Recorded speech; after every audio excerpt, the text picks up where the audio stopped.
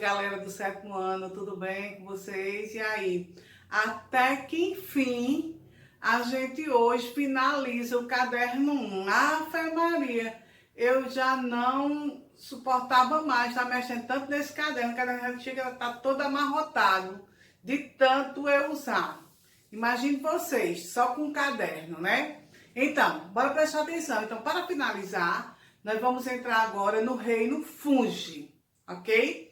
Então, o reino fungi compreende os cogumelos, o mofo, os bolores, o fermento, orelha de pau e outros. O penicillium, que também é um fungo, certo? Que é o penicílio, certo? Então, são numerosos as espécies pertencentes ao reino fungi. Gente, esse reino fungi surgiu porque os seres que pertencem a ele antes pertencia ao reino animal e ao reino vegetal, só que não apresentavam características nem de animal e nem de vegetais. Por isso que foi criado um reino somente deles. Então vamos ver as características dos seres que pertencem ao reino fungi. Então, as características principais são: eles podem ser unicelulares e pluricelulares. Então, a maioria dos seres pertencentes ao reino fungi são pluricelulares, mas existem espécies unicelulares, ok? Quanto ao tipo da célula, eles são eucariontes, ou seja, a célula é eucariótica, eles possuem núcleo organizado, portanto, os seres pertencentes ao reino fungi são eucariontes. Quanto à nutrição, todos eles são heterótrofos por absorção. Eles são heterotróficos, eles não produzem seus alimentos e eles não ingerem alimentos, eles absorvem o alimento, certo? Então, essas são as características que diferem os fungos né, dos outros seres, das outras espécies, porque antes eles estavam, uma parte estava no reino animal, outra parte estava no reino vegetal, só que eles não possuíam característica. Para ser vegetal, eles teriam que realizar a fotossíntese, eles teriam que ter o pigmento verde, e no entanto, nenhum deles tem pigmento verde. Para ser animal, eles teriam que ser heterotróficos por ingestão, e eles são heterotróficos por absorção. E quanto à reprodução, os fungos, eles realizam reprodução sexuada e reprodução assexuada. Só que a reprodução assexuada é a mais comum, por meio de esporos, daí dizer esporulação, porque esses esporos são os gametas, né? Esses esporos são levados pelo vento, né? Através do vento, e o animal ocorre a reprodução do animal, não, do fungo, né? Então, as células dos fungos são chamadas de hifas.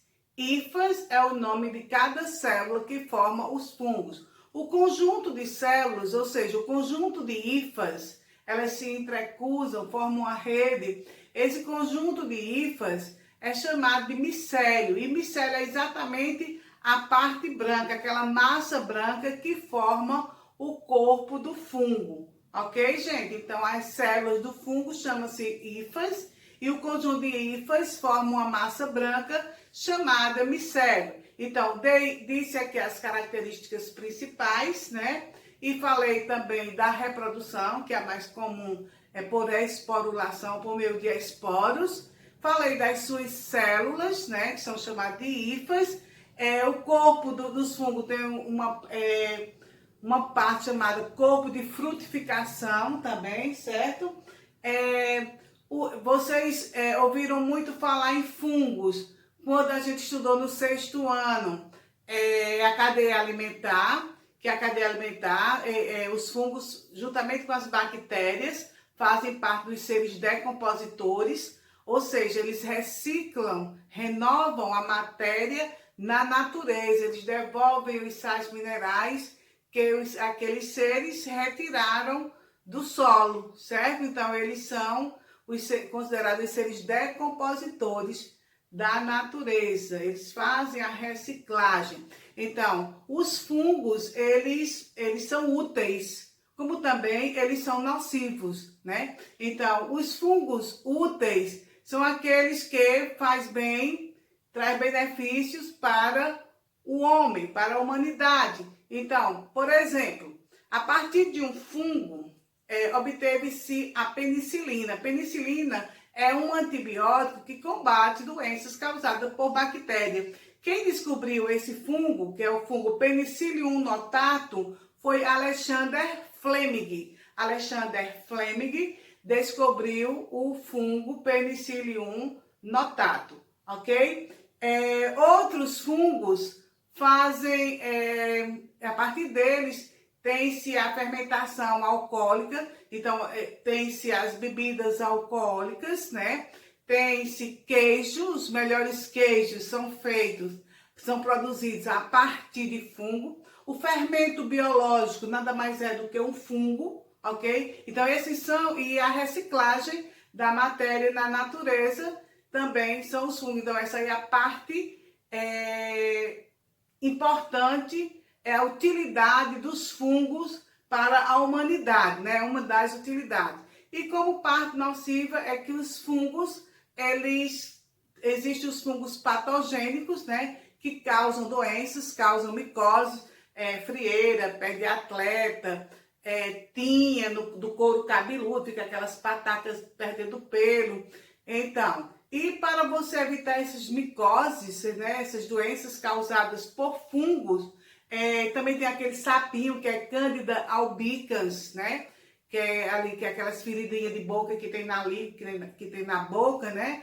Então, para você evitar, você tem que, no caso das frieiras, você tem que enxugar, quando tomar banho, enxugar bem, secar bem as áreas escondidas, como virilhas, axilas, entre os dedos, porque os fungos, eles se desenvolvem bem no calor, como também na umidade. Umidade ele desenvolve bem e no calor também ele desenvolve bem. Quando você passa um tempão sem usar um sapato de couro, ou sem usar um cinto de couro, uma bolsa, quando você vai pegar aquela bolsa, ou aquele cinto, ou aquele sapato, você vai ver que ele está cheio de fungos, certo?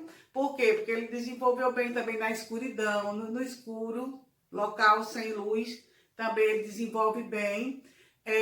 As frutas estragadas, pão que você guardou dentro de uma lata, quando você vai ver, tá cheio de bolor preto, aquele mofo preto, certo? Porque eles se desenvolvem em locais, escuros, sem luminosidade. E ali também aquele fungo, ele não é, se você for comer um alimento que contenha fungos, você pode se intoxicar, porque existem várias espécies de fungos que são causadores de intoxicação alimentar, que é o tipo de aspergillus, certo? E existe também os fungos comestíveis, cogumelos comestíveis, né? Mas você não vai sair por aí catando cogumelo no solo, porque existem outros cogumelos que são tóxicos, certo? Então você não pode sair catando cogumelos, porque existem espécies de cogumelos, como champignons, né? Eles são, são comestíveis, mas já outros não podem ser consumidos por conta da toxicidade, ok, gente? Então, nós sabemos que os fungos, eles se relacionam também com o ambiente através de uma relação mutualística, né? A associação de um fungo, ou seja, de um cogumelo com uma alga, vai se obter os líquens. Os líquens, eles se desenvolvem em rochas, ele se desenvolve em tronco de árvores, certo? Os líquens, eles são levados para outras regiões, né, pelo vento, e os líquens surgiu de uma associação mutualística, né? Uma associação mutualística é um tipo de associação onde todos os seres que participam daquela relação saem ganhando, certo? Então, essa associação é de um fungo com uma alga que dá um terceiro produto, que são os líquens. Espero que vocês tenham compreendido direitinho essa explicação e eu gostaria que vocês fizessem na aula do Zoom, quer dizer, para corrigir na aula do Zoom, a atividade da página 109 até a 113. Tchau, tchau!